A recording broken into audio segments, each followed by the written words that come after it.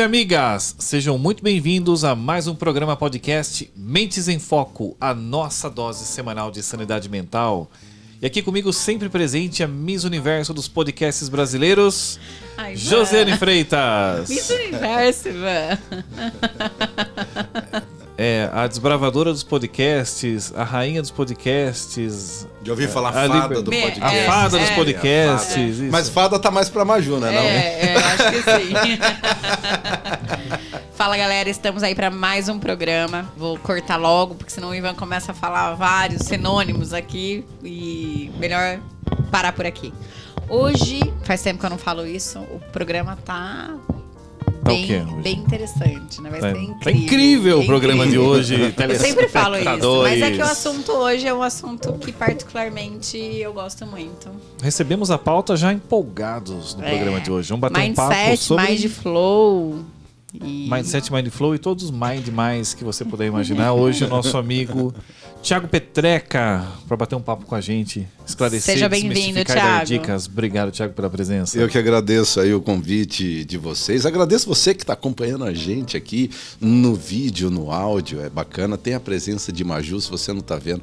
Maju está aqui com a gente também. Corta para a câmera dela, diretor. Olha só, vai. Na câmera foco dela, ela no foco lá na câmera, com uma camisetinha de coração, que aí é para preencher o coraçãozinho da turma. Olha só que legal. Obrigado aí pelo convite. É a mascotinha. Obrigado, Jô. Obrigado, Ivan. Obrigado aí a DVS, que é a editora do livro do Mindset and Mind Flow, né? Onde eu tive a oportunidade aí de discorrer algumas palavras que espero tenham feito sentido. Legal. O Thiago é psicólogo? Não, cara, eu sou... Quer ver? Eu sou um cafezeiro de primeira. Ah, não, porque eu ia falar que acho que a profissão que mais aparece aqui é psicólogo, né? É um programa dos psicólogos, mas não é psicólogo. Você sabe, quando eu prestei faculdade, foi uma coisa muito sabia louca. Que alguma coisa com psicologia tinha que ter. Foi muito maluco, né? Porque, assim, eu gosto...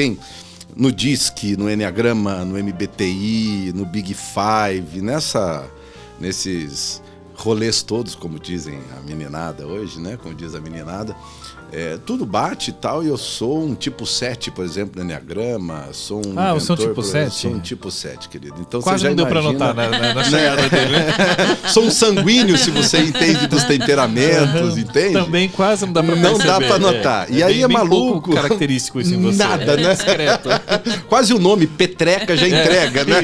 Perereca. A mãe já colocou o nome ali e falou, esse vai ser. Já vai chegar chegando. E aí a gente meio que dá muito mais valor para a questão da diversidade no sentido de opções, né? Então, para o meu perfil, por exemplo, opção é importantíssima, né? Eu acho que para um autor também, né, você ter opções daquilo que você vai dizer, poder escolher sobre isso. E na época da faculdade, de 17 para 18 anos, eu queria ter opções. Então eu prestei as coisas mais correlatas possíveis, né? Fisioterapia, psicologia, publicidade e odontologia. Né? Aí, para minha tristeza, eu passei nos 4, né? Aí foi um problema, porque eu tinha que escolher. Aí desgraçado inteligente. Não, e você não sabe, a gente foi jantar uma vez na casa. São inteligentes. Além de sádico, é inteligente. Brincadeira. As brincadeiras são bem-vindas, né? Aqui pode falar coisas muito absurdas, não? Não temos né? restrição. A gente precisa lembrar... não sei, a Maju tá aqui, eu vou deixar essa de lado. Mas ela tá de fone. Não, deixa quieto, essa vai ficar para os comentários, a gente coloca lá nos comentários. Aí eu tive que escolher. E, obviamente, eu acabei escolhendo publicidade, né? Porque dentro das 4 opções, aquela que mais me apresentava variedade, possibilidades de criação, até onde eu enxergava lá com 17 e 18 anos, era justamente a publicidade e a propaganda. Então eu fui e enveredei nesse caminho todo, e de lá para cá eu só fui cada vez mais sendo conduzido pelo universo, aí pelo cosmo, uma visão, sei lá, um tanto quanto mais platônica ou socratiana, aristotélica, para caminhos que me levaram para o desenvolvimento humano, né? E muito relacionado por questionamentos, né? A gente se questiona muito, né? Um tipo 7, esse perfil... Eu sou um tipo 4. Ah, que bonitinho. Eu sou um Né, tipo ela 4 tá lá. no Enneagrama. Beleza, Ivan, é comigo e você então. Vamos junto. Tecnicamente eu sou tipo 6, embora eu discorde desse Porque você diagnóstico. sabe que o tipo 6, ele é o primeiro ponto dele é discordar do tipo Ele vai pra segurança, tem um quê de análise e tal. Meu que eu pai é um um tipo 6. Um tipo 6 sexual, teoricamente. Então eu tenho uma entendi. veia ao mesmo tempo que... Eu sou cagão, mas audacioso ao mesmo tempo. Mas você sabe que eu tenho audacioso. um pai tipo 6, uma mãe tipo 8, casado com uma esposa goiana tipo 1. E pra quem tem do Enneagrama, bem interessante, é fantástico, né? Você vê que eu gosto do rebuliço. Né? O tal do rebuliço é um negócio que faz parte. Esse rebuliço todo me fez... Quem que era o tipo 8? A minha mãe. Sua mãe? Minha mãe, o tipo 8 é minha mãe. Mas acho que a gente para por toda aí. mulher tem na essência um tipo 8 ali, né? Não sei. Tem umas mais tipo 2, mais docinho É. e tal, beleza, mas a minha esposa é um tipo 1, por exemplo. Né? E é muito interessante como as coisas acabam se encaixando a partir do momento que a gente se permite observar. Né? E para um tipo 7, por exemplo, embora não tenha nada a ver com o meu livro, isso que a gente está falando aqui, mas eu acho que é interessante quando a gente olha para a gente mesmo, né? Tô olhando para você está olhando para nós aqui, mas é bacana, ó, quem só tá ouvindo é que eu olhei para a câmera, tá, pessoal? Então parece papo de louco e de vez em quando a gente fala de Mind Flow é coisa meio maluca mesmo, porque tem justamente a ver com essa questão da autoobservação, de conseguir, de fato, começar a observar o contexto no qual você está, né? Ortega y Gasset, um psicólogo espanhol, vamos chamar de filósofo espanhol, ele falava: eu sou eu e minhas circunstâncias. Se eu não as salvo, eu não salvo a mim mesmo. Ou seja, a gente está imbricado naquilo que é o nosso contexto, afinal de contas. E é muito curioso, porque a gente não para perceber isso, a gente não para observar, a gente literalmente não vê o lírio no caminho. Ah, mas não tem como, tem muita coisa acontecendo, lógico. Então você tem que selecionar aquilo que você vai observar. Então é a partir dessa questão que juntam dois pilares. O pilar do questionamento, que tem a ver com esse movimento interno quase inquietante de querer descobrir, de perguntar. Antes da gente começar a gravar, estava eu aqui perguntando, né? Questionando, querendo saber e tal. É um pouco dessa natureza. Porém, se você pergunta e você não observa, vira um monólogo um tanto quanto pouco construtivo. Quando, na verdade, o que a gente precisa é, então, perguntar, questionar, para ampliar, né? Para abrir portas, abrir janelas. Mas a partir do momento que você abre a janela e dá as costas, você continua vendo o mesmo quarto. Né? Então, na verdade, a grande sacada é você fazer a pergunta, ou seja, abrir a porta ou a janela e olhar para o que está vindo, né? E olhar para a luz que está entrando ou a escuridão que está presente lá fora, mas ter a capacidade de se reter um pouquinho, dar um passinho para trás e... interessante, não esperava o que eu estou vendo. E aí você começa um processo de descoberta. Então, toda a minha caminhada acabou sendo conduzida por uma questão relacionada às questões, ao movimento de perguntar. E para minha alegria ou tristeza, muitas das perguntas ficam sem respostas, né? Como se fosse um convite a continuar abrindo mais janelas, a continuar cavucando um pouco mais. E por vezes você simplesmente entender que, puxa, achei que poderia ter algo ali. Talvez eu precise mudar a minha pergunta. Mas eu acho que esse processo de, muitas vezes, não ter respostas é o processo de desenvolvimento, né? Ou ter respostas que talvez não sejam respostas que você gostaria de ter, né, naquele momento. E é esse o desenvolvimento que eu entendo, sabe? Que é uma constância, né? Naquele momento parece que a resposta não veio e depois ela veio mais adiante, ou ela veio e não veio na forma com que eu estava preparado para receber, né? E o processo vai acontecendo... O processo é contínuo, na verdade. E acho que o processo de, sei lá, sabedoria, não sei se a palavra é essa, mas enfim, talvez não seja encontrar as respostas, mas saber fazer as perguntas certas. Porque as boas perguntas vão te levar para os lugares onde você precisa prospectar. Eu acho que foi bem filosófico eu agora, acho mas... que sim, mas eu às vezes, assim, eu me vejo olhando para mim, assim. Eu, às vezes, não consigo fazer perguntas certas. Eu não tenho recursos o suficiente para fazer perguntas certas, né? Assim, e aí a gente entra naquelas discussões que a gente já até fez do que é certo, do que é certo, né? Sobre a questão de relativo aí. Mas, para que as pessoas entendam o que a gente tá falando um pouquinho aqui, né? Porque já ia aprofundar o bate-papo, ia falar, mas se você não sabe a pergunta, então que resposta você quer, né? Mas pra gente não entrar nesse... aprofundar demais do que se trata mindset e Mindflow. Em nível pessoal, né? Ou seja, o que me levou a escrever o livro propriamente dito, está relacionado com os questionamentos. Então, tem um autor, um psicólogo canadense que eu gosto muito. Ele, sei lá, deve ser um tipo 8,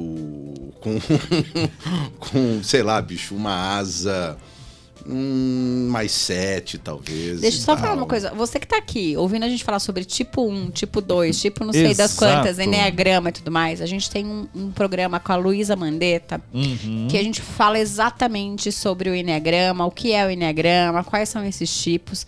Então desce aí, depois que você ouvir este programa, tá? Depois que você ouvir todinho esse programa, vai procurando lá, acho que talvez seja um episódio 20, 20 e pouco. Tô até vendo seu encontro aqui para dar referência pro pessoal. Daqui a pouco eu passo a referência para vocês. Você pode ouvir esse programa da Luísa Mandetta, que ela vai explicar assim lindamente sobre o que é o Enneagrama. Lindamente, gostei. Porque eu gosto do trabalho dela, particularmente. Ela é fantástica. Não, sensacional. E essa composição, você acabou de fazer uma pequena curadoria. Né? A minha empresa chama Curatori. Né? Então é muito interessante, porque dado um problema, você tematiza a possibilidade de resposta. Dado o tema, você seleciona os objetos de aprendizagem, podem ser leituras, vídeos, podcasts e etc. Enfim, mas no que tange essa questão da construção do livro, tem muito a ver com o que o próprio Jordan Peterson fala, que quem não conhece eu recomendo que vá conhecer. Ele virou uma celebridade mundial. Ele é um psicólogo. O primeiro livro desse ano meu aqui foi Só uma observação aqui para quem for procurar o programa da Luísa, ele é antigo, nós não numerávamos os programas ainda, olha só que coisa, tão antigo, é temporada passada. Mas você vai achar aqui correndo a lista no mês de julho de 2020 lá. Conheça os 9 tipos de liderança baseados no Enneagrama, vale a pena conferir. Tá na hora da Luísa voltar, hein? Tá, não, volta Luísa! Quando quer volta é bom, né? Efeito bumerangue. Exatamente. Bacana. Bom, enfim, e o Jordan Peterson, uma das coisas que ele defende, que corrobora com a maneira como eu penso, tem a ver com essa capacidade de escrita que a gente tem perdido com o tempo. Então é importante que, no processo de escrever, você vai estruturando o teu pensamento, você vai concatenando as ideias, e é muito interessante, porque tem vezes que você fica encantado com a ideia que habita a tua mente. Né? Então você fica lá quase que num episódio de sono, de sonhos. Contemplativo, Morfeu, vendo aquilo. Parece que Morfeu tá contigo ali o tempo inteiro e tal. E aí você fala, nossa, que ideia maravilhosa. Aí você começa a escrever aquela ideia, aí você levanta o papel, você lê a ideia e fala, nossa, que porcaria de ideia. Meu Deus do céu. Eu que fiz isso. Exato. Fui eu mesmo. Sozinho ainda. Sozinho. Sem ajuda de ninguém. Fiz esse troço aqui sozinho. E aí é muito interessante, porque o exercício da escrita, ele é um exercício difícil. Ele é um exercício que exige um tempo, exige um esforço, e pouca gente, de fato, se dedica a isso. Porém, deveria ser, junto com a leitura, um dos exercícios mais frequentes que a gente pode ter na nossa vida, justamente para estruturar o nosso pensamento. Porque se você for pensar, há muito tempo atrás, não, na verdade nem muito, né? Mas a gente não tinha um volume de informação absurdo como a gente tem hoje. Então a gente está sendo impactado o tempo inteiro e não necessariamente a gente consegue controlar todos esses pensamentos que estão na nossa cabeça. Isso é interessante porque eu participei de uma pós-graduação em ciência de dados em 2021, se não me engano, e o professor ele trouxe um dado interessante justamente sobre isso. Olha, atualmente a humanidade gera em um ano um volume maior de informações do que ela gerou nos últimos 1000 anos. Se você pegar todo o conhecimento gerado pela humanidade até 1990, 1980, algo nesse sentido, e acoplar, hoje nós geramos um volume maior do que esse de dados em um único ano. Então, é uma construção tão absurda, tão escalada que é difícil. E aí, como é que você lida e organiza com tanta informação disponível? Eu não vou saber também a fonte aqui da pesquisa, mas assim... Mas é verdade. Mas eu posso depois até procurar. Mas assim, essa pesquisa, né? Vou falar de Harvard, porque toda pesquisa fala que é Harvard. Falou Harvard, já qualificou já. Vou trazer Harvard, porque aí já qualifica. Tem um estudo de Harvard. Mesmo não sendo passaceiro, tá tudo certo. Não, tá tudo bem. Tô brincando. Eu não, como eu disse, eu não sei muito, não consigo lembrar de onde vem, mas é que nós recebemos hoje 5 vezes mais informações do que nós recebíamos antes, né? Então, nós temos 5 vezes mais informações, que é o que você tá trazendo, né, Thiago? Que a gente recebe muita informação e com o que me conectar, né? Pra onde olhar. Tem muito estímulo, muita coisa acontecendo e eu não consigo saber pra onde eu olho. E aí que entra a questão do estruturante do mindset, que aí eu já vou chegar nesse ponto que eu relato mais do meio para frente no livro, que antes, a primeira parte do livro, a primeira metade, ela é mais provocativa. Ela tem como função, literalmente, tentar ajudar a abrir um pouco a janela, né? Então você tem uma série de diálogos, eu comigo mesmo, e tem uma parte dele que é o diálogo entre duas pessoas, e aí eu fiz uma brincadeirinha, né? Que é o diálogo entre Seth Arcos e Iris. Seth Arcos é uma brincadeira com o nome Sócrates, né? E Iris é um nome unissex. Porém, é também por onde recebemos a luz, né? Então, a ideia da maiêutica de Sócrates, de você fazer nascer aquele conhecimento pré-existente, ou aquele que já está latente, e ele precisa vir à luz. Esse diálogo ele é bastante interessante como uma provocação. Eu lembro que eu mandei para um colega meu, Igor, dar uma lida, e aí ele respondeu e falou assim, cara, você bebeu o quê para escrever esse negócio, né? São apenas 9 páginas, mas páginas começa na página 76, mas é um diálogo que tem como função uma provocação. Então tem vários trechos do livro que ele tem como função essa provocação. Você trouxe o livro?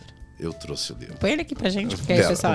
então deixa eu... tá lá, ó. Eu vou ver, vou pedir pro Dani... E já avisamos que uma via fica confiscada ao programa Mentes em Foco. Vocês não receberam o livro aqui? Não recebemos. Você tá de brincadeira, mas vamos receber agora em primeira mão. Então demorou. Eu não aceito sair daqui sem um livro. Então você terá aqui, ó, do Mindset ao Mindflow. Tá aqui. Mostrando aqui pro pessoal. Livro. Pode deixar aqui. Obrigado, irmão. Olha, Paulo Amorim... mas é o presidente do Senex, tá? Mas aqui, é legal que a gente tenha pegado o livro, mas de qualquer maneira eu já vou contar o que tem a ver na capa, né? Então a estrutura da capa, o pensamento da capa tem a ver com o conceito que eu acabo trabalhando aqui dentro. Então essa primeira parte tem a ver com a provocação. A segunda parte tem a ver com a estruturação, né? Então, uma das vantagens de a gente começar a entender um pouquinho mais do que se trata essa estruturação, que não foi criada por mim, foi criada na década de 70 por um dos meus professores, que é o Robert Dilts, né? Essa estruturação te ajuda a entender a si mesmo e a entender o que está acontecendo ao seu redor através de filtros, né? Então, quer queira ou quer não, o mindset ele é um filtro, né? O que acaba acontecendo é que a gente não necessariamente tem noção do filtro que a gente está usando. Lembra do Ortega y Gasset? Né? Eu sou eu e minha circunstância. Então, o contexto no qual eu estou inserido, ele é como se fossem gatilhos, e esses gatilhos vão ativar algumas respostas dentro desse meu construto interno aqui dentro. E aí veio o conceito do Mindflow. Por quê? E aí eu falo da capa. Se você for notar, dentro da palavra Mindflow, você tem várias palavras mindset. Então, o conceito do Mindflow que foi criado aqui para esse livro, ele está justamente relacionado à compreensão do conjunto de mindsets que você vem utilizando ao longo da vida, que está relacionado com o construto histórico teu, né? Então, todas as influências, todas as circunstâncias, todas as tuas experiências foram gerando respostas internas, e essas respostas internas, algumas ficaram amalgamadas, elas ficaram imbricadas no teu ser, e aquilo vai criando filtros que te permitem traduzir a realidade de uma forma muito singular, de uma forma muito particular. Então, o Mindflow é justamente essa capacidade de você começar a reconhecer alguns desses mindsets, as suas respostas na hora que você usa esse mindset. Então, por exemplo, poxa vida, hoje tá chovendo e porque tá chovendo, toda vez que chove eu tenho sorte, ou quando faz sol pela esquerda, 38 graus a norte, eu começo a ter um pouco menos de sorte. Hoje, com certeza, o meu chefe vai estar de paletó azul. Você fala, mas que coisa insana. Aí você chega no escritório e aconteceu tudo isso. Você fala, mas pera lá. Isso aqui é premonição? Que negócio é esse? Não, na verdade, como existem muitos gatilhos, existem muitos estímulos, né? Então, como diria Spinoza, são essas relações de afetos, né? Então, a gente tem esses gatilhos, esses inputs do mundo externo e a gente vai tendo respostas automáticas o tempo inteiro. Só que esse nosso automatismo não necessariamente é positivo para algo que a gente venha a desejar criar na nossa vida. Então, obviamente, entra a lógica do hábito. Então, se eu consigo habituar-me a executar alguma coisa, a soma desse hábito me leva para onde eu quero, show, seria ideal fazer isso, né? Você automatiza algo que é bom. Agora, nisso não é verdade. A gente automatiza coisas ruins também, né? A gente automatiza vícios quando a gente deveria automatizar virtudes. Né? Então, é muito, muito interessante a partir do momento, e a gente volta lá atrás, quando eu falei da questão da capacidade de observação. Então, tem um momento em que eu cito a necessidade do teu estado de presença. Né? Tem um episódio de vocês que vocês chegam a citar o Poder do Agora, do Eckhart Tolle. Sim. É muito interessante. Eu tive num seminário com ele, por 15 minutos eu dormi. Foi bem interessante. Poderoso esse agora, hein? É bacana, porque ele começa o seminário assim: olá, bem-vindos à nossa conversa de hoje. Eu já tinha caído. Pelo que vocês já notaram, não necessariamente será muito animado, mas será profundo. Ele mesmo já caindo, cai no sono. Mas é o poder do agora, enfim. Mas é interessante porque essa é uma das habilidades. Eu tenho um curso chamado Liderança Autêntica. A primeira etapa do curso, a gente trabalha um conceito de estado de presença, mas no estado adequado. Ou seja, para aquilo que eu vou fazer agora, de onde eu estou para onde eu vou, qual é o estado mais adequado? Ou seja, como que eu venho de Campinas aqui para São Paulo para fazer essa gravação? Qual é o estado mais adequado no qual eu preciso estar para entregar o meu melhor para a Jo, para o Ivan e para todo mundo que acompanha o podcast Mentes em Foco? Né? Então, trazer à consciência isso te traz um pouquinho mais de controle da tua jornada. Né? Então, o Mind Flow é a consciência de que existem diferentes mindsets e esses diferentes mindsets eles vão traduzindo a tua vida de uma forma muito particular. E aí o que é legal é o seguinte, porque às vezes eu traduzo uma situação de briga em casa ou uma situação de conflito na empresa justamente como conflito. Talvez eu venha a traduzir a ação de um líder ou de um chefe como alguém rude.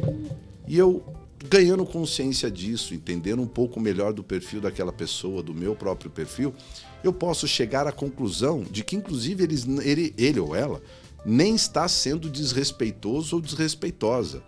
Está sendo apenas assertivo. A partir do momento que eu ganho a capacidade de transmutar esse significado, eu transmuto a minha própria realidade. Eu acho que assim, eu tô te ouvindo aqui, me vem algumas coisas à mente. Primeira coisa que mindset, acho que seria interessante a gente pensar sobre a configuração da mente, né? E aí, quando você está dizendo assim, a gente tem vários mindsets, eu tenho várias configurações ali, ou possibilidades de configuração. Quando eu penso assim, aqui no meu celular tem um ícone chamado ajustes, né? E dentro desses ajustes eu consigo fazer as configurações de acordo com... E já vem com algumas configurações de fábrica. Sem dúvida. Né? Então, assim, acho que essa analogia acho que é bem interessante, né? Que ao longo da minha vida também vou sofrendo ajustes, vou tendo configurações novas configurações ali no meu mindset. Com relação ao Mind Flow, quando você diz assim, colocar a atenção, não sei se você usou a palavra atenção, mas eu vou trazer, né, como ficou aqui na minha mente. Colocar uma atenção adequada à situação. é quase que um estresse adequado? O colocar atenção no momento, ele é um pré-requisito. Ele é uma etapa do processo, né? O Mindflow em si, ele é a consciência de que você tem mindsets, ou seja, esse construto interno, esse conjunto de configurações, que na maioria das vezes a gente nem sabe que tem, e também a consciência do que está externo. Tanto é que para a liderança autêntica, que eu cito no livro, tem um tripé. E é um tripé chamado SEI. Então, da próxima vez que te perguntarem se você sabe o que é liderança autêntica, você vai falar SEI com C, que é contexto, estado de presença e identidade. Ou seja, é aquilo que está fora de você, é externo a você, e aquilo que é interno a você.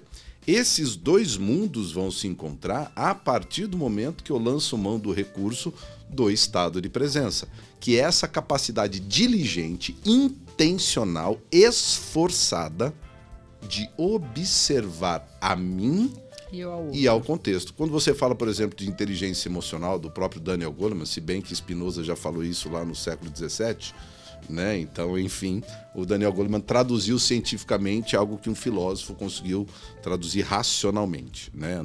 E até poeticamente, de certa maneira.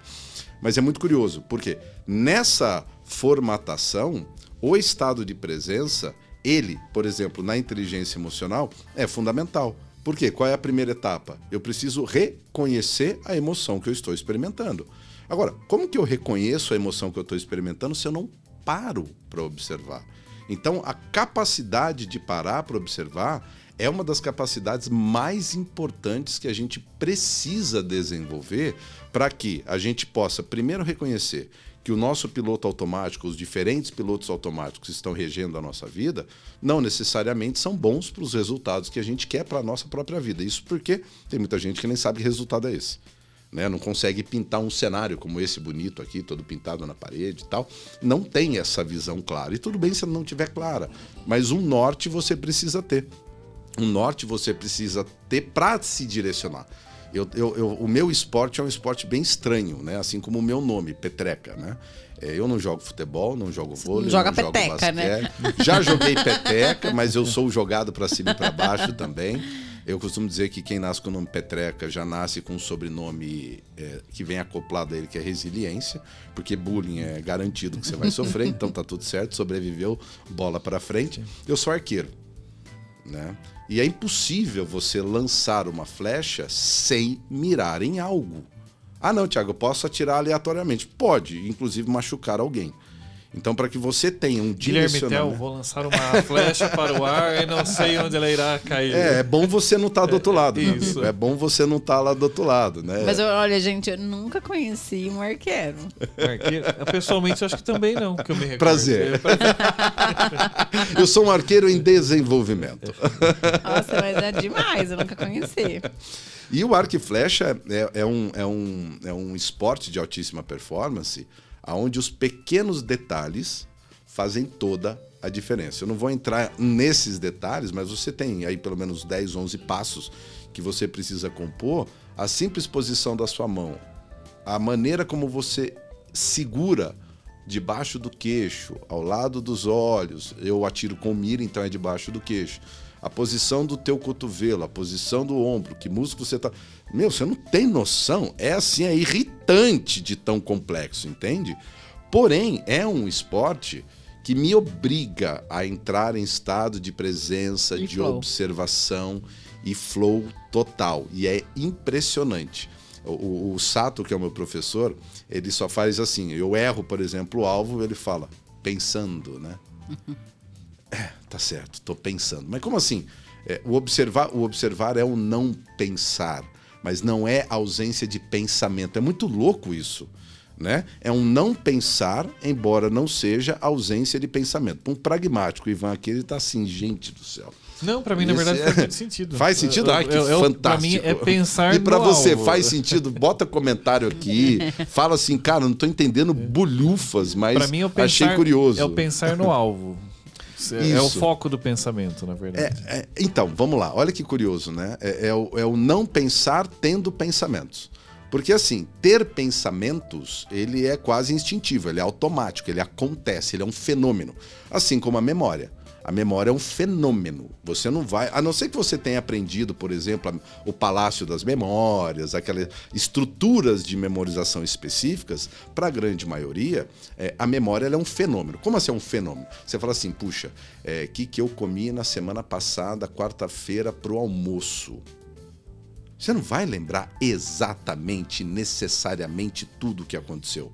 Mas, fenomenologicamente, a coisa emerge e pronto, pumba, é aquele cenário. Tanto é que confiar na memória é um certo problema. Né? Por quê? Porque ela nunca é completa como um todo. A minha é perfeita. E aí de quem questionar. Não, e tem um traço que é interessante. Todo mundo, você também, provavelmente, que tem esse traço, tem a modéstia presente, entende? Isso é muito importante, né? Porque a modéstia te ajuda a entrar em estado de presença. Ela vai dizer que não é modéstia, é simplesmente autoconhecimento. Exato, que é tipo muito quadro, modesto, né? por sinal, né? Isso é muito modesto, isso é muito modesto. Mas completando, e aí o que vai acontecer é que a partir do momento que você se permite a observação, você começa o processo do Mindflow, né? Começa com a capacidade, eu até diria que antes da observação tem um interesse em observar. Porque, de novo, é esforçoso, gasta energia, não está no seu automático, né?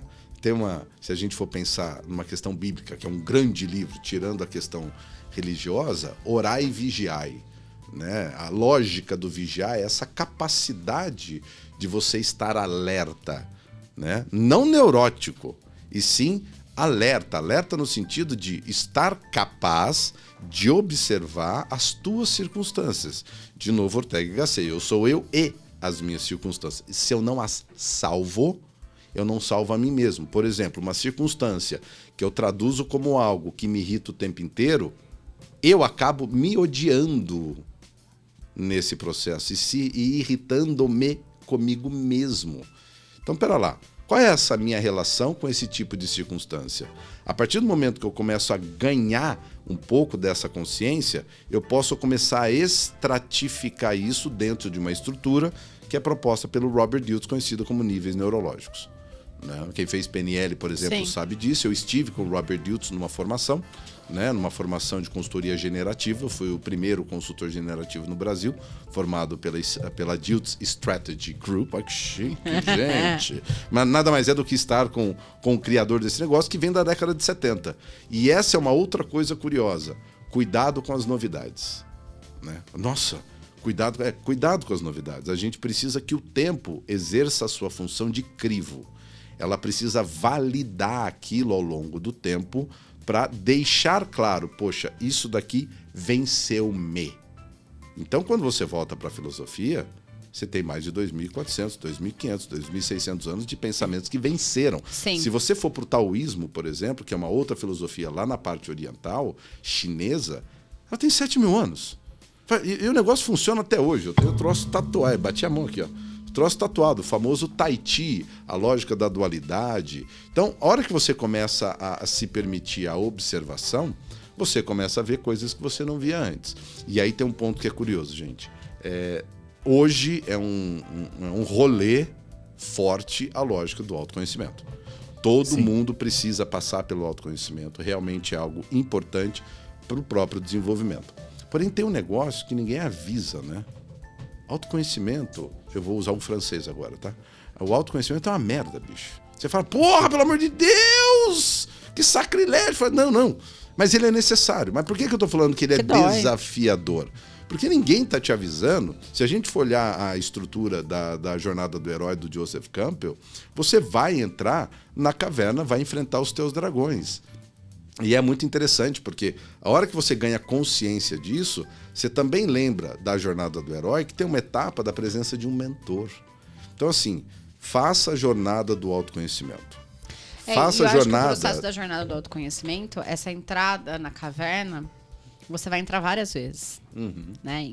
Ao longo da sua vida, você entra nessa caverna várias vezes. E cada vez que você entra, o dragão tá maior, né? Porque os menorzinhos você vai matando no começo, entendeu? Você vai lidando... Que nem videogame. É, que nem Tá chegando videogame, o nível né? hard ali, o O grande. processo do autoconhecimento, no meu ponto de vista, ele é assim, porque à medida que você consegue lidar com problemas mais simples, você vai aprendendo a lidar com os problemas, aquilo vai se tornando simples e aí não te afeta mais. E quando vem algo que te afeta mais, é porque provavelmente tem uma complexidade maior. E esse é o ciclo do processo de desenvolvimento, né? E quando você estava falando sobre o Mindflow, me veio uma coisa assim... na verdade, acho que tem duas coisas que eu queria trazer. A primeira é sobre essa questão de a gente não colocar presente, né? Não estar presente, não colocar atenção no momento presente. A gente falou até da questão do poder do agora, mas eu acho que não é nem sobre isso. É que a gente passa muito tempo da nossa vida olhando para o passado e se lamentando, talvez, do que aconteceu no passado e não aprendendo com as coisas que aconteceram no passado. E muito tempo olhando para o futuro, pensando no futuro, porque normalmente o futuro a gente pensa em algo positivo, mas a gente não coloca atenção neste momento presente, que é agora, no presente, no momento externo, né, nas ações externas e no seu comportamento, que você cria esse futuro que você deseja. Então você fica ou preso no passado ou olhando para o futuro e não para entender ou para colocar atenção ou para viver que é o seu comportamento do agora que vai criar o seu futuro. Né? Então, eu quero tal coisa, mas você não está tendo comportamentos coerentes com aquilo que você está querendo criar, né? E acho que essa questão do Mindflow é colocar essa presença, colocar essa atenção no momento presente. E aí a gente falou de informações e tudo mais, eu entendo também que à medida que eu coloco atenção no momento presente, naquilo que faz sentido, então eu elimino os distratores, né? Eu vivo uma vida mais leve, mais tranquila. Assim, no aspecto de que passei pelo dia, fiz várias coisas, construí várias coisas, mas não terminei o dia esgotado. Porque às vezes eu ouço isso, sabe? Nossa, meu dia aconteceu, eu não fiz nada e tô acabado. Porque provavelmente você recebeu 1000 informações, você se distraiu com tudo que aconteceu à sua volta, não colocou atenção naquilo que vai construir o seu futuro e tá acabado, tá esgotado. Em cima do que você está falando, Jô, o que me ocorre é o seguinte. Algo que me preocupa bastante, principalmente com as redes sociais e a intenção, muitas vezes, de vender conteúdo, de se tornar guru e facilitar, às vezes até com boa intenção, tá? De facilitar a vida das pessoas para que elas tenham uma vida mais feliz, com mais sentido, com melhor propósito e etc. O que me preocupa é que muitas vezes vêm receitinhas. Né? Se você fizer isso, então, por exemplo, você pega vários livros onde você tem lá a reprodução da história de sucesso de Oprah Winfrey. E aí você tem a história de sucesso do Guga. Aí você tem a história de sucesso do Bill Gates, do Elon Musk. Cara, assim, cada um é um, cada história é uma. E essas pessoas... Porque você tem a necessidade, você tem o acaso e a escolha. Necessidade, pelo viés da filosofia, é aquilo cujo contrário não pode acontecer. Se eu pegar esse celular, vai fazer um barulho aqui, tá, gente? E soltá-lo, é necessário que neste ambiente, neste planeta, ele caia. Não tem como ser diferente. Se enquanto eu estiver segurando, ele está sobrevoando a mesa, é porque é necessário que ele sobrevoe, já que eu estou exercendo uma força sobre ele. A partir do momento que eu soltar, é necessário que ele caia. Ou seja, é necessário que você coma, é necessário que você durma, é necessário que você se exercite. Mas aí eu já estou entrando numa necessidade biológica. Puxa, Thiago, mas que coisa maluca, né? Aonde que a gente vai chegar com essa história toda, né? Aonde que a gente precisa se encontrar aqui? Cuidado, porque a história de sucesso da Oprah Winfrey, a história de sucesso do Google, a história de sucesso do Elon Musk, a história de sucesso do Jeff Bezos, não é a tua história de sucesso. Por quê? Porque ninguém está te contando o que milhões de outras pessoas fizeram, igualzinho eles fizeram, e não deu certo, né? É só legal contar a história de quem deu certo. Aí a pergunta é, qual é a tua história? Né? O que você está construindo? Disciplina, persistência, isso é universal. Ok. Mas algo que eu falo pro meu filho, por exemplo, o Luca tem 14 anos, está entrando no mundo da dramaturgia, e eu repito isso incessantemente para ele. Filho, se não houver disciplina, comprometimento, esforço diligente, é quase que absoluta certeza que não vai dar certo. Existe o acaso. Tem a necessidade, tem o acaso, que é o randômico, é o aleatório. Pode acontecer, como não pode, você não sabe o que vai acontecer. Mas vai acontecer alguma coisa que você não sabe o que vai acontecer. Isso todo santo dia, ok? Forecasts, né? A previsão do tempo, coisas malucas, né? Você prevê X, vem Y. Eu acho muito bacana quando dizem assim, ó, a temperatura hoje vai variar entre 12 e 38 graus. Vai, porra! E às vezes erra, hein? E às vezes erra. Ou seja, é um alvo que você tá a 3 metros para tirar e o alvo tem 3 metros de diâmetro. Não tem como errar. E às vezes erra. Às vezes né? Às vezes o tiro é uma porcaria. Porém, quando você coloca esforço, diligência, foco, pode ser que dê certo. Então, essa é um pouco da tragédia da vida, né? Um pouco da crueza da vida. O Jordan Peterson é muito claro nessas abordagens. É por isso que eu gosto muito dele. É um pouco cáustico, mas ele é muito objetivo. Fala, cara, pode ser que não dê certo, mas a jornada na qual você se permite entrar, ela é fundamental. Agora, você estruturar essa sua jornada é o que eu ensino na segunda parte do livro, né? Onde você vai colocar a tua visão, que o Judith chama de espiritualidade, que não tem nada a ver com a religião, tem a ver com transcender a si mesmo, ou seja, aquilo que eu crio lá no futuro, ou seja, a capacidade imaginativa ela é importante. Agora, o nosso imaginário depende dos recursos que eu tenho de código dentro da minha cabeça. Quanto que você está lendo? O quanto que você está diversificando os teus insumos de pensamento? Aí a pessoa quer ser super criativa. Ai, eu não consigo ser criativo. Mas, cara, você não se esforça. Você não alimenta. Ah, bacana, vou colocar para um grande mestre Cuca fazer um grande prato. Tá aqui, brócolis, arroz e feijão. Divirta-se. Tá, mas é só isso que eu tenho? Nem sal, amigo. São só esses 3 ingredientes. O cara vai fazer o melhor que ele pode, mas vamos combinar que tá longe de ser o melhor prato que você vai comer na vida, a tua avó vai fazer um muito melhor, e tá muito longe da capacidade, do potencial que esse mestre Cuca tem de entregar, mas falta ingrediente. Então as pessoas não são incentivadas a diligentemente estudarem. Elas querem estudar coisas de 2 minutinhos, ver um videozinho de 2 minutos, pegar um podcast de 1 hora, como esse aqui, por exemplo, ou do Jordan Peterson, a média 1h30, de um assunto mega denso, é esforçoso, mas você recheia o teu arcabouço criativo de ingredientes com os quais você pode trabalhar.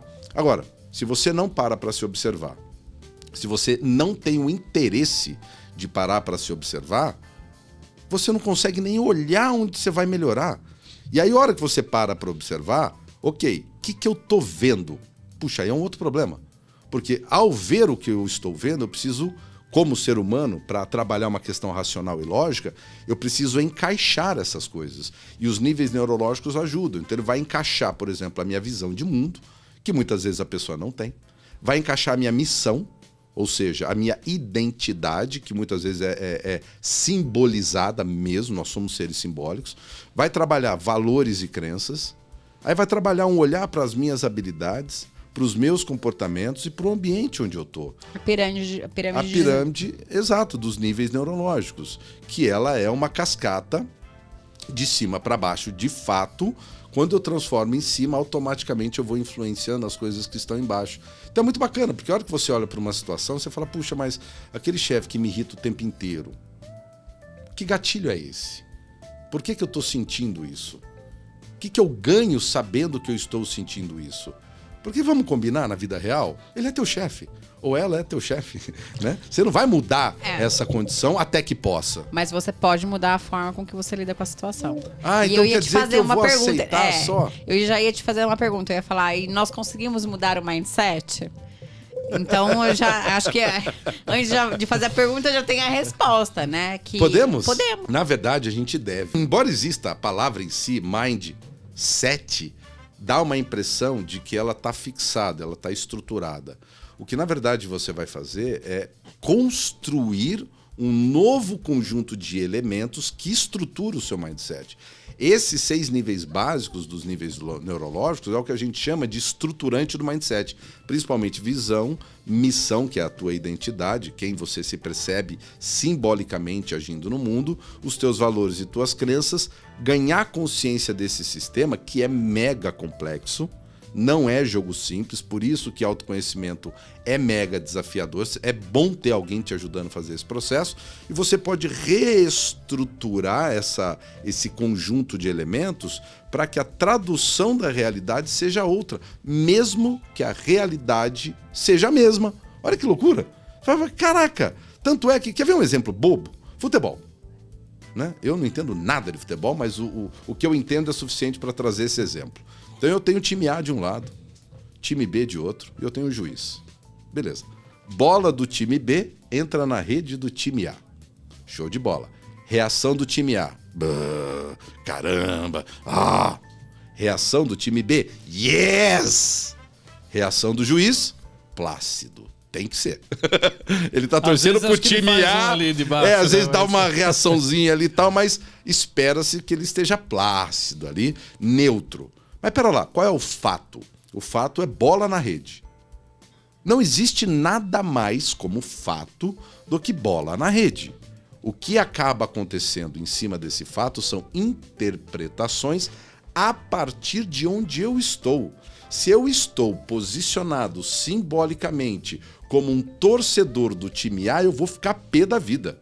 Se eu estou posicionado como alguém que torce para o time B, eu vou ficar feliz. Mas caraca, o fato é igual. O fato é exatamente o mesmo. Você que é diferente comparado ao outro perante aquele mesmo fato. Faz sentido? Faz, total. Eu falo agora, que é a lente. É a lente que você usa. Né? Mas aí a galera... Trocou a perspectiva. Só uma observação, Ivan. Mas essa que é a grande pergunta. Porque assim, já caiu no conhecimento comum o conceito de lente, os óculos que a gente coloca e tal. Mas a grande questão que fica é, bacana, legal, eu tô usando esse óculos para ver a vida. Eita, eu tô usando esse óculos para ver a vida, mas não tá legal. Troca o óculos. Exato, como?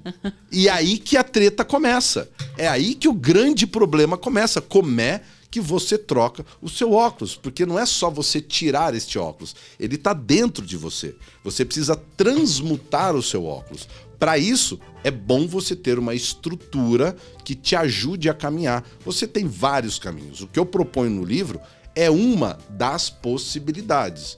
Como eu também preciso de um certo racional para compreender as coisas, né? Eu adoro a poética, vamos passando pela retórica, dialética, analítica. Eu preciso chegar na analítica para a coisa fazer um pouco de sentido. Afinal, lá no Eneagrama, eu estou na tríade do racional, né? Então você tem o emocional, racional e instintivo. Eu tô ali no racional, pendendo um pouquinho lá na asinha 8 do instintivo. Beleza, mas eu preciso estruturar. Então a minha proposta no livro é uma estrutura que pode ajudar as pessoas, primeiro, a ver que óculos estão usando, a encontrar esse óculos lá dentro, e são vários. Aí fala, cara, beleza, mas esse óculos de sol aqui que eu uso à meia-noite tá desgrama, né? Mas óculos de sol meia-noite onde não tem luz vai me cegar por completo. Exato. O meu comentário, na verdade, é que ouvindo toda essa aula que você está dando aqui com a gente, o que para mim fica muito, muito evidente? Mesmo com o exercício mental do time de futebol, a compreensão desses conceitos exige uma capacidade de abstração do indivíduo bastante elevada. Porque eu tenho certeza que tem muita gente nos ouvindo e que ainda deve estar, talvez, patinando. Traz uma formulação mais concreta e simplificada disso que a gente está colocando aqui. Ao racional. Exato.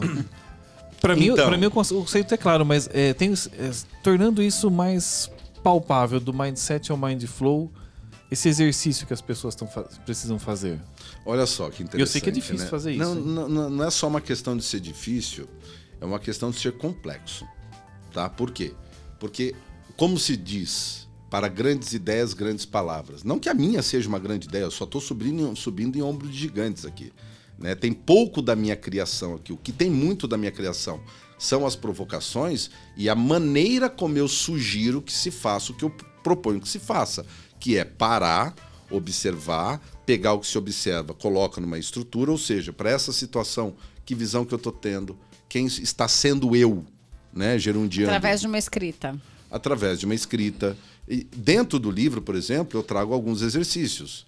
E é basicamente exercício de escrita. A gente precisa pôr no papel, literalmente, para você conseguir enxergar o que você está pensando. Olhar com os teus olhos aquilo que você está pensando, não só o olho interno. Então, por exemplo, eu consegui traduzir isso aí e falar, puxa vida, exige um nível de abstração grande? Sim, exige. E essa é uma das minhas maiores dificuldades com esse conceito. Por quê? Porque a coisa mais comum é, tá, beleza, bonito isso, hein? Mas dá pra você traduzir de um jeitinho mais simplão? Então, não. Aí que tá, você precisa passar pela experiência. Tem certas coisas, eu posso virar pra você e falar assim, Ivan, nadar. Nadar, cara, é bico. Meu, é bico, é tranquilo, é uma coisa sensacional. Você vai adorar, inclusive aquela piscina ali tá quentinha. Aí você pensando assim, cara, eu não nado, eu nunca nadei na vida, nunca tive interesse em nadar. Mas eu falo, não, é fácil. Inclusive tem aqui, ó, um passo a passo de como você vai nadar. Olha só, você vai aqui, você vai entrar na água, você vai sentir a água, você vai se colocar no horizontal, vai bater a perninha, vai botar o rostinho pro lado. Mas a primeira vez que você fizer isso, vai dar aquela afogada. Vai falar, caramba, o cara falou que era super fácil. Ainda não está incorporado, não está na tua inteligência somática essa experiência. Então o que eu sugiro para que as pessoas compreendam é passe pela experiência de observar o que está acontecendo com você, utilizar o que eu trago no livro como um método, como uma estrutura para você começar a encaixar as coisas. Vamos tentar trazer aqui um cenário um pouquinho mais prático para o Ivan ficar menos nervoso, né? Para o Ivan ficar menos nervoso. Imagina uma situação, tá? Que situação é essa? Você... Bom, talvez seja uma situação que poucas pessoas enfrentam, tá? Mas é uma situação onde você tem um pouco de briga com a esposa ou com o marido, né? Coisas raras. Coisa leve. Coisa leve, coisa leve. Muito bem. A partir do momento que esta briga ou este conflito está acontecendo, o quanto a gente já parou para observar o conflito? Como se você fosse uma terceira pessoa observando você e a tua esposa, ou você e teu marido, ou whatever, né? O casal propriamente interagindo conflituosamente, gerando atrito, gerando um calor talvez não produtivo. Beleza. A partir do momento que você olha, você pode começar a se questionar. Fala, vem cá. Para esta situação, nós estamos brigando sobre uma viagem, né? Estamos brigando sobre o destino de uma viagem. Qual é a minha expectativa sobre férias? Será que a minha expectativa, que aqui no fundo é o campo e o da minha esposa é praia, tá claro para os dois? Estamos olhando, visão, nível lá de cima, estamos olhando para o mesmo lugar? Puxa, talvez não. Mas é tão óbvio? Aí eu desafio vocês, casais, em casa. Quantas vezes vocês, de fato, sentaram para observar qual é a visão que está liderando, que está conduzindo a sua discussão? Ou você simplesmente está brigando porque, não, eu quero ir para a praia e eu quero ir para o campo. Então quer dizer que a coisa está clara na discussão. Agora está clara, só que tem um outro nível. Quem sou eu no campo? Quem sou eu na praia? Cara, eu não consigo aproveitar o campo. Eu não consigo aproveitar a praia. O que a gente pode fazer criando acordos para que em um movimento de sacrifício eu possa satisfazê-la agora e você me satisfazer depois? É uma coisa muito louca. Você está negociando? Estou negociando. A gente precisa entrar num acordo. E lembra que sacrifício é sacro ofício. É fazer de algo que se faz sagrado. Né? Quando você entra em matrimônio, existe muito esse convite para o sacrifício. Puxa, bacana. Só que aí você vai para um sistema de valores. Será que aquilo que de fato é importante para mim é importante para minha esposa? Um outro desafio. Se eu pedisse para você, que está ouvindo a gente agora, faça uma lista dos 5 valores da tua esposa ou do teu marido. E aí você vai pedir para tua esposa ou marido escrever quais são os 5 valores dessa pessoa. Será que vai bater? Nossa, vai, né, Ivan? Nossa, agora vai. O nosso agora vai. Porque nós já amadurecemos muito essas questões internamente no nosso relacionamento. Né? E melhorou o relacionamento? Sim. E na verdade, assim, você tá falando, eu tô pensando aqui, ontem mesmo nós saímos e aí vivemos uma experiência.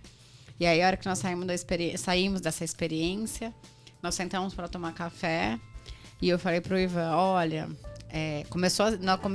começou, eu dei uma farpa, porque eu sou um tipo 4 e eu sou, agora ele falava que antes eu uma asinha 3 violenta. O meu contraponto tá no 1. Tá. Ele fala que eu cuspia, ele falava que eu cuspia umas farpinhas, né? Agora eu já, mas aí eu cuspi a primeira farpa e ele fez, nossa, por que você tá falando comigo desse jeito? Ele, né? Aí eu parei e pensei, por que eu estou falando com ele desse jeito? Aí eu disse pra ele, sabe por quê? Porque quando você fala tal coisa, esta sua fala desperta em mim este sentimento. E eu sei que você não fala para despertar esse sentimento em mim. Mas quando você fala isso, é esse sentimento que eu tenho. E ele parou, refletiu e entendeu que a minha farpa era só talvez, né? Acho que o processo que a gente conversou ali era só uma forma que eu queria... que eu puxei um gatilho para trazer assim, eu quero te falar como eu me sinto quando você fala isso. Era uma fala positiva, era uma fala... E ele falando para mim, mas eu falo isso porque eu quero te dizer... Porque daí eu quero te apoiar. A minha fala não tinha... Despertou um sentimento nela, mas a minha intenção era num outro sentido. Então vem aquela questão do que eu estou dizendo e o que eu estou pretendendo... E o que ela está recebendo e o que ela está interpretando. E aí a gente fez o alinhamento e... a nossa briga, o nosso processo é assim, né? Olha, você tá me falando tal coisa e eu tô me sentindo... E a fala era extremamente positiva, era assim, você quer... Era apoiadora, não era uma fala negativa ou destrutiva, pelo contrário. Era uma fala apoiadora e em qualquer situação você fala assim, nossa, mas eu tô apoiando e tô, né? Mas mesmo quando você faz uma afirmação, né, uma fala apoiadora, positiva, pode despertar no outro um sentimento ruim, negativo, né? E aí a gente conversou exatamente sobre isso. E ouvindo você falar sobre essa questão, eu acho que o processo também parte de não tem como sair da questão do autoconhecimento, né? Então eu só consigo sentar num café e dizer assim... Olha, aquela fala que você traz desperta em mim este sentimento porque eu tô olhando pra dentro e tô conseguindo trazer qual é o sentimento que tá sendo desperto. Conectando com o que veio de fora. Conectando com o que veio. Contexto, estado de presença, identidade. Exatamente. É a conexão. Mas você precisou estar presente para observar, ganhar consciência do que tá rolando. Sim. Mas assim, como um tipo 4 no Enneagrama, o meu processo todo é sempre pra dentro, né? Então, sempre o que acontece e me desperta sentimentos é olhar pra dentro. Mas esse é o meu tipo, esse é o meu perfil e traz essa questão toda. Mas existem outros perfis que têm dificuldade de entrar em contato com todo esse sentimento, com toda essa emoção, com tudo que está acontecendo. E aí eu digo assim, é atenção redobrada, né? Porque é um exercício muito grande de olhar, né? E de se perceber. E aí você trouxe a questão da natação também. Opa, tudo bem aí? Você trouxe a questão da natação também? Eu nado. E a natação, pra mim, funciona muito como uma meditação ativa. Porque eu entro na água ali, fico ali 40, 50 minutos nadando e observando os meus pensamentos. E é uma atividade que eu posso ficar, assim, 1 ano sem nadar, eu vou entrar na piscina e vou nadar 1.500 metros. É uma atividade que eu faço com facilidade. Diferente de outras pessoas que eu sei que existe um desafio maior. E esses dias eu entrei na água e comecei a, parava numa borda. Parecia que tava até faltando ar, sabe? Assim, eu falei, nossa, como tá estranho esse processo, né? Eu falei, nossa, eu estou ansiosa. Eu tô, né, agitada. Eu tô não sei o quê. Calma, vamos respirar. Vamos lá. Diminui, respira, põe presença aqui. E eu saí outra pessoa da natação. Mas eu poderia ter passado por esse processo meditativo, né? Que eu me proponho nadar uma vez na semana com a intenção de fazer essa meditação. Eu poderia ter passado por essa atividade, é um exercício físico, poderia ter passado por ela, nadando mal desse jeito aí, morrendo nas bordas da piscina, sem entender que o que estava acontecendo não era uma falta de condicionamento físico, era uma falta de condicionamento mental. Sim. Né? Porque é sobre isso, sabe? É sobre não viver uma vida no automático. E quando você sentou aqui e a gente começou a conversar, você falou assim, qual que é o propósito? O que é desenvolvimento? O que é isso? O que é... Pra mim é sobre isso, é sobre viver todos os dias, aprender todos de os propósito. dias. Propósito. Diligentemente. Ó, pessoal, fica aqui uma dica que é o seguinte: o Ivan fez uma pergunta e a Jo respondeu. Tá vendo? Eu só atrapalhei o meio do caminho, mas a Jo já trouxe um belíssimo de um exemplo sensacional. E por isso que é absolutamente importante o processo da atenção, do estar consciente. Mas tudo começa com querer. Você deve querer fazer isso. Ele está no âmbito da vontade, não do desejo. Eu preciso ter vontade de melhorar. Eu preciso ter vontade de expandir meu potencial. No mínimo, no comecinho do livro eu falo, já deu. É um texto no qual eu cito o cara. Já deu, basta. Só que muitas vezes a gente espera o fundo do poço para fazer algum tipo de coisa. Né? Por que não já imediatamente, já que todos nós precisamos de correção? Todos nós precisamos melhorar em alguma coisa. Melhorar aquilo, inclusive, que é bom. Por que a gente já não para e decide fazer isso agora, antes que seja muito tarde? Antes tarde do que nunca. Tudo bem, mas às vezes esse seu tarde vai ser alguns dias apenas de glória. Né? Tenta antecipar essa glória para momentos mais presentes, mais agora mesmo, não tanto no futuro. Mas para isso é necessário tomar uma decisão de entrar numa jornada em si mesmo. Isso é fundamental. Eu acho que é assumir as rédeas, né? Parar de colocar o barco à deriva, assumir as rédeas e realmente direcionar. Na verdade, rédea e barco não combinou, mas enfim, deu pra entender. É de um cavalo marinho, entendeu? As rédeas do cavalo marinho, tá tudo certo. Mas assim, assumir o processo, né? Eu tava aqui tentando lembrar, não sei se a Conquista da Felicidade é do Rousseau, não, mas eu acho que é. Livro? É, A Conquista da Felicidade. Eu gosto muito dessa abordagem, gosto dele e as questões que ele traz neste livro. Porque, na verdade, a gente está falando de mindset, mind flow e tudo mais, e autoconhecimento, mas o ser humano quer ser feliz. Rousseau, né?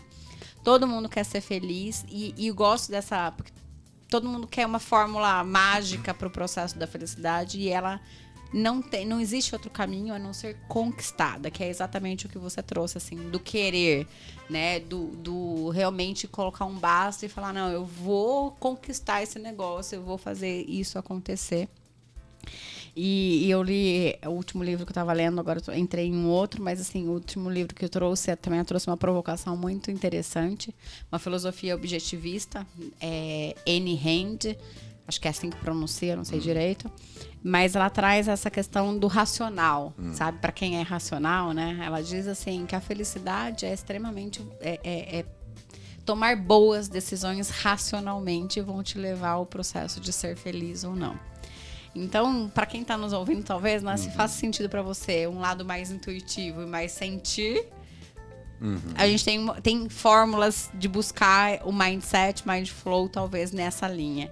E se você tem uma necessidade mais racional e objetiva, também tem caminhos para você encontrar essa felicidade no mindset, mind flow também. Então só precisa encontrar qual que é a sua, né? De novo, observar e lembrar que você é você. Né? Então é legal as biografias, entender o que as pessoas fizeram para enriquecer os nossos códigos de tradução da vida, ou seja, eu tenho mais ideias que me ajudam a traduzir o mundo. Então o mundo tem muitos inputs, quanto mais código eu tiver na minha cabeça, minha esposa é designer de interiores, se ela entra aqui, ela como designer de interiores, com códigos de design de interiores na cabeça dela, ela enxerga automaticamente coisas nessa sala que eu não consigo enxergar. Da mesma forma como eu leio um texto como autor, eu enxergo coisas que muitas pessoas não conseguem enxergar. Então, assim, amplia a quantidade de códigos que você tem. Não tenha preguiça. E saiba que a jornada é tua. O meu professor Marcelo Arias Danukalov, que é professor de filosofia clínica, ele fala uma coisa que eu acho sensacional. Meu amigo, se você é lagartixa, não tenta ser jacaré. Mas seja uma lagartixa bombada, bonita, daquelas que sobe parede, sem dó, rápido. Que a mulherada grita quando entra na sala. Lagartixão! Lagartixona! Mas não é jacaré. Né? Então, essa história de você pode tudo, sonhe grande, sonhe alto e corra atrás do seu sonho. Cuidado! Se é sonho de jacaré para lagartixa, você vai passar uma vida frustrada. Frustrada. Então, assim, é uma verdade dura, porque a natureza é injusta. Né? Olha pro Brad Pitt, olha para mim. É natural que essa injustiça aconteça. Né? Aconteceu, velho. Tá dentro do acaso do tripé. Necessidade, acaso, escolha. Eu não posso escolher-me. Né? Posso transmutar algumas coisinhas, mas na essência eu continuo sendo esse Thiago Cardoso Petreca da forma como ele nasceu. Então, a partir do momento que eu ganho consciência e me observo, eu posso começar a identificar um pouquinho dos meus poucos talentos, um pouquinho daquilo que eu começo a entender que eu recebi da divindade ou da genética, chame o que você quiser, e eu posso então decidir exercitar esses meus pequenos talentos, e aí eu consigo começar a elevar a minha realização através daquilo que eu posso fazer. E não numa viagem de guru que diz que você pode tudo na vida, porque, me desculpa, não pode. Você pode tudo que cabe a você poder. Né? Então, não dá. Você vai me dar um pincel e vai pedir para que eu pinte como Picasso, que eu esculpa como Michelangelo. Mas desculpe, eu não fui abençoado com esse talento. Não, mas 10.000 horas de treinamento, mas não vai rolar, bicho. Não tem como. Todo mundo tem um limite, né? E não só isso, a gente pode expandir esse limite, porque ele está dentro daquilo que eu não sei fazer como habilidade inata e aquilo que eu posso desenvolver como habilidade inata. Então, a partir do momento que eu começo a reconhecer alguns traços, alguns dos pouquinhos talentos que Deus me deu, que a natureza me deu, que a genética me deu, que o acaso me deu, que o cosmos me deu, dá o nome que você quiser, mas é o que está em você, foca nisso. A partir do momento que você começa a desenvolver isso, você tem inclusive algo pelo que estimar. E aí você pode ganhar o direito de ter autoestima. Não, eu tenho que me aceitar como sou. Beleza, se aceita como você é, mas desenvolva-se. Aceitar do jeito que você é, ficar na mesma, é receita para tristeza, é receita para tristeza crônica, é receita para uma vida sem sentido, uma vida vazia. Que é uma vida que vale a pena viver? No mínimo, desenvolva aquilo que você tem para ser desenvolvido. Você tem capacidade de escrita, você tem capacidade de oratória, capacidade de pensamento lógico, capacidade de conduzir aqui a edição de um vídeo, capacidade de criar prédios. Faça o melhor diligentemente, estruture-se, ganhe consciência disso e trabalhe muito para ser um baita de um jacaré ou uma baita de uma lagartixa, mas seja o que você deve ser. E como é que os nossos ouvintes continuam esse papo com você, Thiago? Thiago Petreca, lembrando que é Thiago sem H, thiagopetreca.com. Então lá tem um pouco dos trabalhos que eu faço, dos trabalhos principalmente de consultoria e treinamento, e tem os meus contatos também, é super fácil, @Thiago Petreca no Instagram, Thiago Petreca no LinkedIn, ou seja, Thiago Petreca, se lembrar o nome já é um negócio. Ainda não tem qual é Petreca? É peteca com R no meio. Ainda não tem o Petreca oficial? Não é nem necessário, né? Se bem que eu tenho um primo chamado Thiago Petreca. E aí pode dar treta. Né? Aí pode dar treta. Só que o Thiago dele tem H. Então esse é o sem H. Né? Esse é o sem H. Então, thiagopetreca.com, a gente pode continuar aí a nossa conversa, mas acima de tudo, comece uma conversa com você mesmo. Né? Decida fazer essa jornada e tem alguém do teu lado para te acompanhar. Muito bom. E você, Ivan, como que os nossos ouvintes te encontram?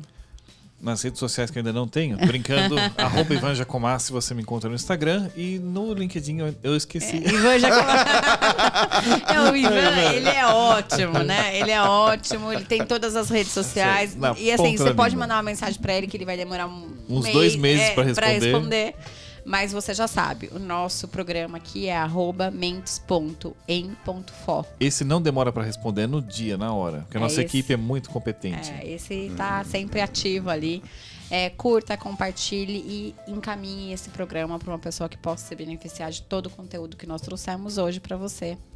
E busque aí Mindset, Mindflow, enfim, busque o seu autoconhecimento. Muito obrigado, Thiago, por estar aqui com a gente nessa hora aí, batendo um papo.